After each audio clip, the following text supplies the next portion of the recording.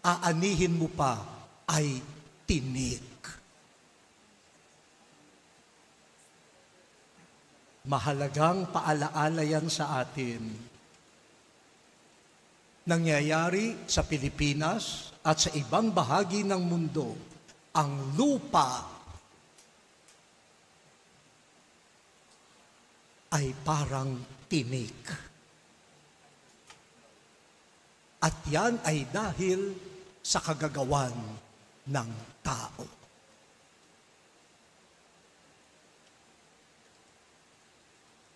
Mga dating palayan na ngayon ay parang hindi na mamunga-munga.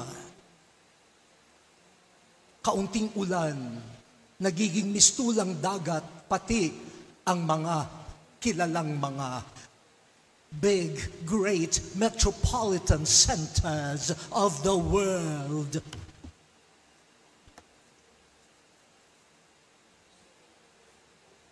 Gawayan ng tao, yang tinik. Kapag nawalan ng responsibilidad, kapag namayani ang pagkaganid, nasisira ang lupa, nasisira ang dagat, nasisira ang kalikasan, at ang ating mga trabaho, madadagdagan pa ng corruption, ang bunga, tinik. Pero wag tayong mabahala. Naho, ang mahal na ina, nandyan. Naalaala nyo yung kasal sa Kana na ubusan ng alak? Wow! Malaking kahihiyan yan doon sa pamilya, lalo na sa nobyo. Pag-uusapan niya ng madla, sasabihin, araw pa lang ng kasal, naubusan na ng alak. Anong klaseng asawa yan? Alak pa lang, hindi niya na magawa. Ang mahal na ina, ang nakakita ng tinik na yan, kulang sa alak, kulang ang pagkain, at lumapit sa kanyang anak. Hindi siya ang kanyang anak. At sabi niya sa kanya, sa mga nagsisilbi, gawin ninyo ang kanyang sasabihin. At umapaw ang alak. Naalaala ninyo yung mga nakinig kay Jesus, 5,000.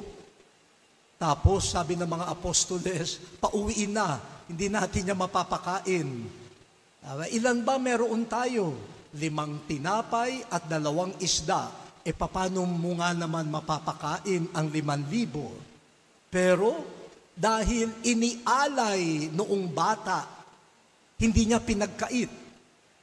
At dumaan naman sa kamay ni Jesus, yung 5 tinapay at 2 isda, dumaan sa mga mapagpalang kamay, napakain ang karamihan.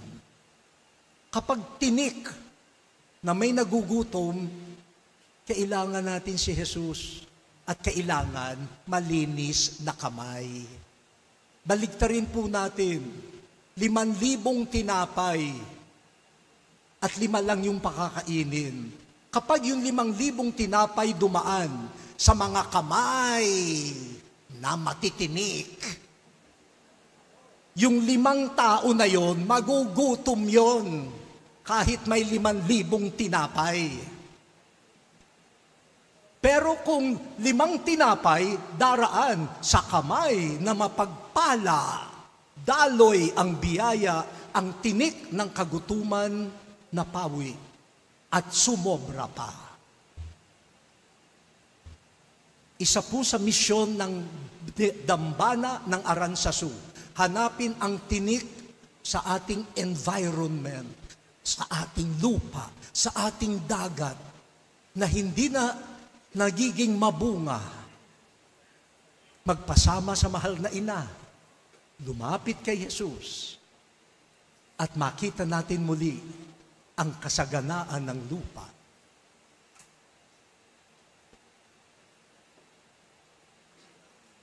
Itutuloy ko pa po ba o tama na ito? Baka sabihin nyo, Bishop Stud, ba't naman si Cardinal pa ang inyong inimbitahan? Puro tinik lang pala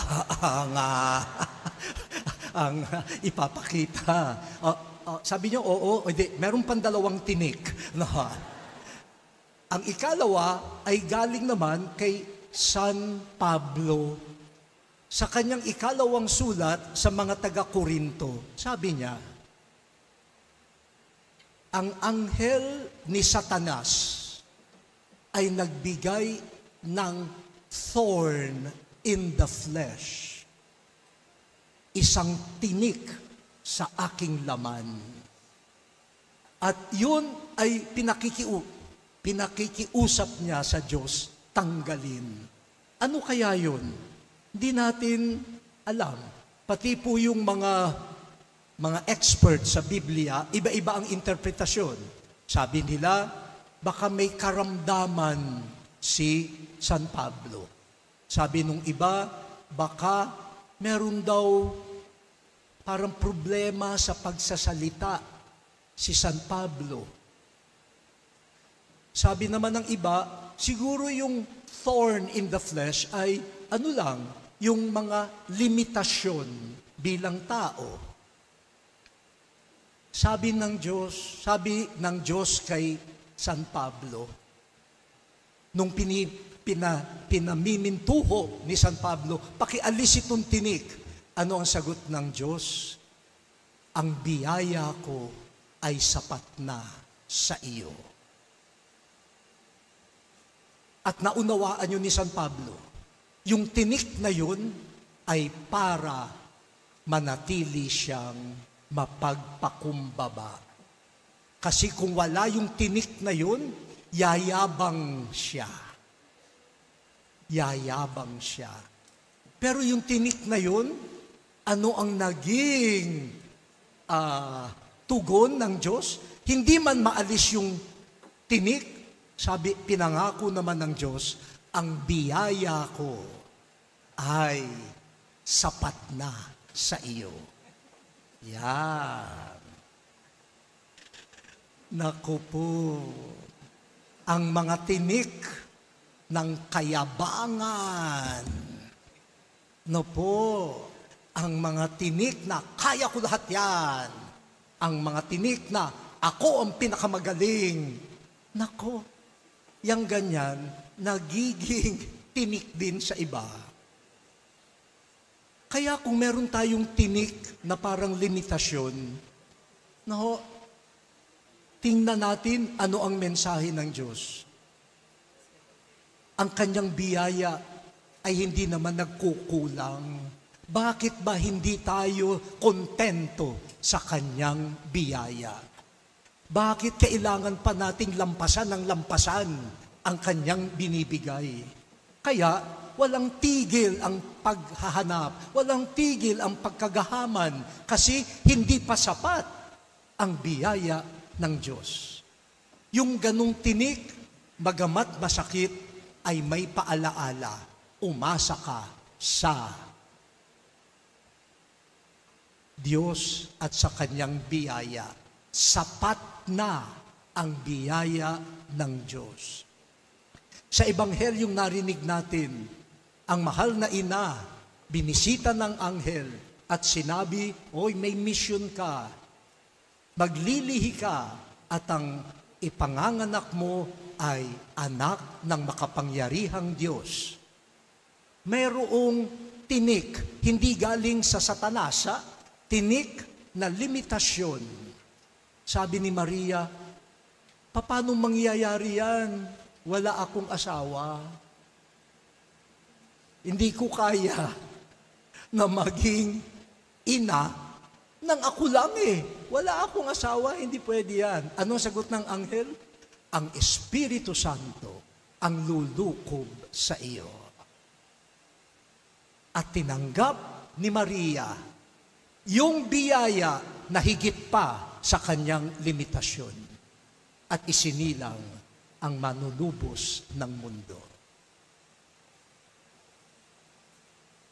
Yung ilang tinik na gusto nating alisin, baka sinasabi ng Diyos, hayaan na muna yan tinik na yan kasi para maging humble ka. Baka pag wala na yung tinik na yan, umaarangkada ka na dyan sa kayabangan. Inililigtas kita, umasa ka sa biyaya ko. Ay, pag may kakilala ho kayo na ayaw tanggapin na sila'y may mga limitasyon, may mga tinik, pakikalabit ninyo. Sabihin nyo, hoy, may mensahe sa iyo ang Birhen ng Aranzazu. Puro katinik eh, ayaw mo lang tanggapin eh. Make-up ka ng make-up para magmukhang maganda. Tinta ka ng tinta para mukha kang bata. Ang buhok mo nga itim na itim, ang kilay mo naman puting-puti. Sino pa ang nilinlang mo? Tanggapin na yung mga tinik na yan kung uuwi yan sa pag-asa sa Diyos. Baka talagang ako'y nagiging tinik na, kaya tatapusin ko na. Ang ikatlong tinik, ang alam nating lahat, ang koronang tinik ni Jesus. Ito ay sagisag ng pagkukutya kay Jesus. Sa halip na koronang tunay bilang hari, siya na itinuring na kriminal, ginawaan nila ng koronang tinik. At hinampas-hampas ang ulo niya at sinabi, ang aming hari, pangungutya. Pero hindi lamang doon nakaranas ng koronang tinik si Jesus. Hindi nga siya isinilang sa maayos na bahay, sa sabsaban. Tinik yan sa mga ina na hindi malaman kung saan manganganak. Kasi walang pang down payment sa klinika, walang pang down payment sa ospital. Kaya kung saan-saan, tinik yan. Naranasan niya ni Jesus.